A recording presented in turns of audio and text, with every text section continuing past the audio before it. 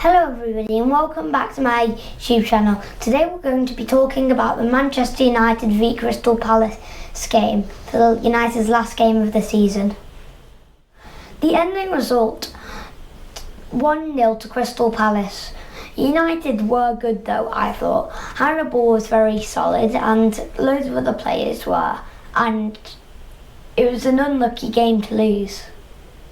So Oliver, you said there that you thought United played well. They lost the game, as you noted, but you thought their actual performance was better than their previous performances. Yeah, I did think it was quite a good performance. I just thought they were quite. I thought that they were quite solid moving the ball around. They may have had a few awkward passes, but I don't. For me, a fair result would have been 1-1. We had plenty of chances, and if we had 10 minutes more, I think we could have got another goal. Okay, so you think we could have equalised had we had a bit more time. Just you mentioned the stats, and United had 10 shots, 4 of which were on target.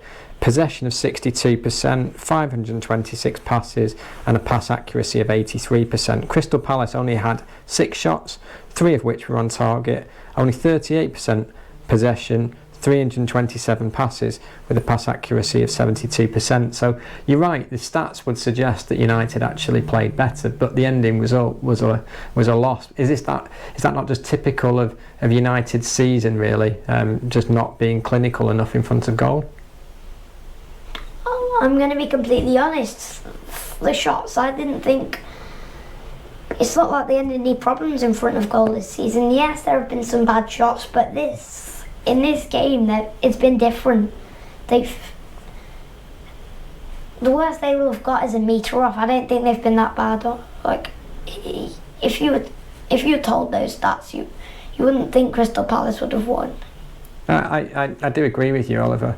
So Oliver, Erik Ten Hag had his first outing watching United whilst they played at Crystal Palace. The camera footage showed him looking quite intently from the stands. What do you think he made of the game? Well,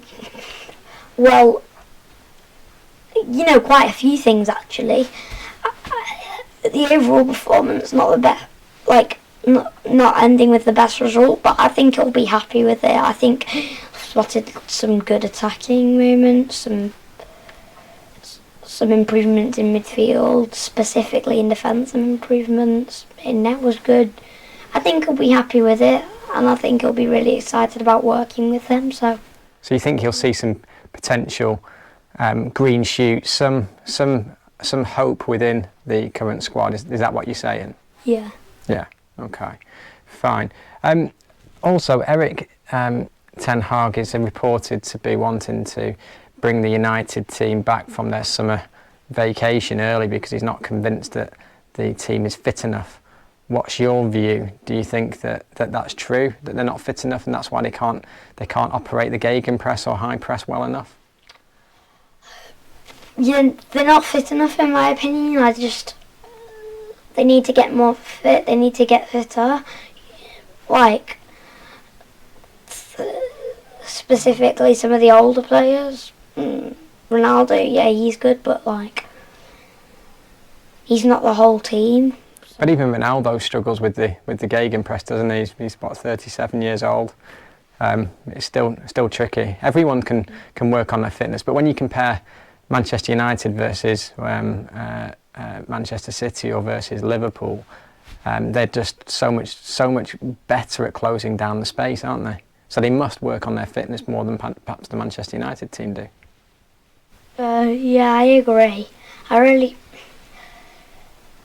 They need to improve their fitness. There are loads of things they can improve about it. For example, gegenpressing 1, when losing the ball, winning the ball back 2, and loads more reasons. And it's important. It's not like defence is terrible because of that, but some of the things are though. Closing down space and stuff just isn't working. Okay. So I notice, Oliver, that you're wearing a T-shirt with a very famous face on it, Eric Cantona. Is there any reason that you're wearing that?